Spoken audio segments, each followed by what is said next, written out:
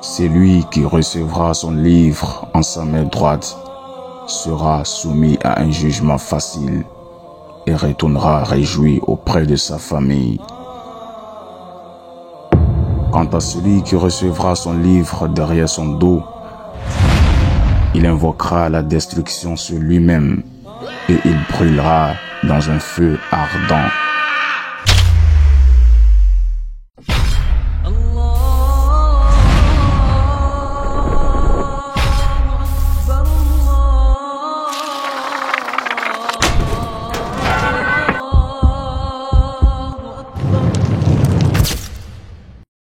Lorsque chaque personne recevra son livre, Allah commencera le jugement.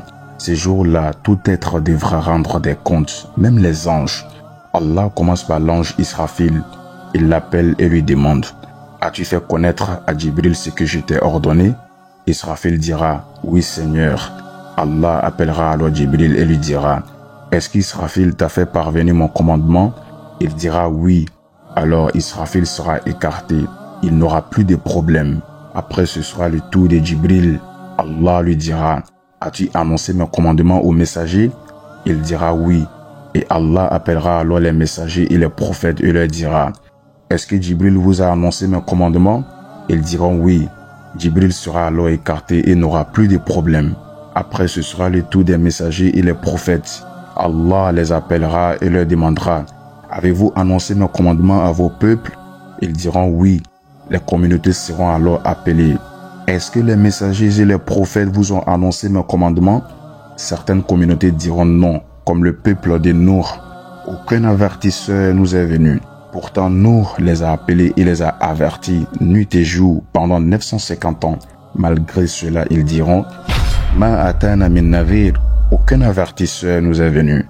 Allah dira alors à Nour: as-tu un témoin? Il répondra: oui, Mohammed et sa communauté.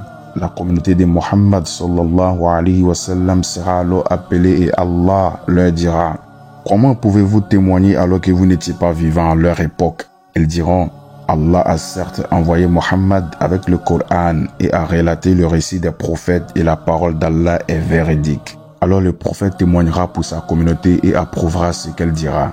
Après cela, Allah appellera chaque prophète un par un, à commencer par Adam, suivi de Nour, ainsi de suite jusqu'à Isa, Jésus et Mohammed sallallahu alayhi wa sallam. Arrivé à Isa, Allah dira, comme il est venu dans la sourate Al-Ma'ida: rappelle-leur le moment où Allah dira: ô Jésus, fils de Marie, est-ce toi qui as dit aux gens: prenez-moi ainsi que ma mère pour deux divinités en dehors d'Allah? Il dira: gloire et pureté à toi. Il ne m'appartient pas de déclarer ce que je n'ai pas le droit de dire. Si je l'avais dit, tu l'aurais su, certes. Tu sais ce qu'il y a en moi et je ne sais pas ce qu'il y a en toi. Tu es, en vérité, le grand connaisseur de tout ce qui est inconnu. Je ne leur ai dit que ce que tu m'avais commandé, à savoir adorer Allah, mon Seigneur et votre Seigneur. Et je fus témoin contre eux aussi longtemps que je fus parmi eux. Puis quand tu m'as rappelé, c'est toi qui fus leur observateur attentif. Et tu es témoin de toutes choses. Si tu les châties, ils sont tes serviteurs.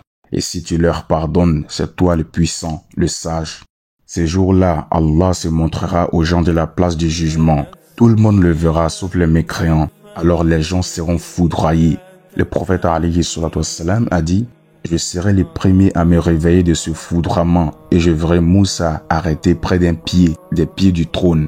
Je ne sais pas s'il a été foudroyé et s'est réveillé avant moi, ou a été épargné de ce foudroiement, car Moussa alayhi salam a été foudroyé étant dans la vie de Dunya lorsqu'il a demandé à voir Allah, et donc par faveur pour lui, Allah subhanahu wa ta'ala va peut-être l'épargner de ce foudroiement. Allah dévoilera sa jambe et l'humanité sera alors appelée à se prosterner. Tous les croyants et croyantes se prosterneront sauf les hypocrites, car étant dans la vie de Dunya, ils se prosternaient par ostentation. Après cela, Allah commencera le jugement. Il commencera par les plus pieux, les plus vertueux, les plus pauvres et par la communauté de Mohammed alayhi salatu wassalam. Car nous sommes certes les derniers à être venus et nous serons les premiers dans l'au-delà. Chaque personne rendra des comptes un par un. Il sera dit: Fulan ibn Fulan, ô un tel fils d'un tel, préparez-les pour le jugement. Si c'est un croyant, Allah lui couvrira ses péchés, le rapprochera de lui et le sauvera, comme le prophète alayhi salatu wassalam a dit. Le croyant sera rapproché de son Seigneur au jour du jugement jusqu'à ce qu'Allah le couvre.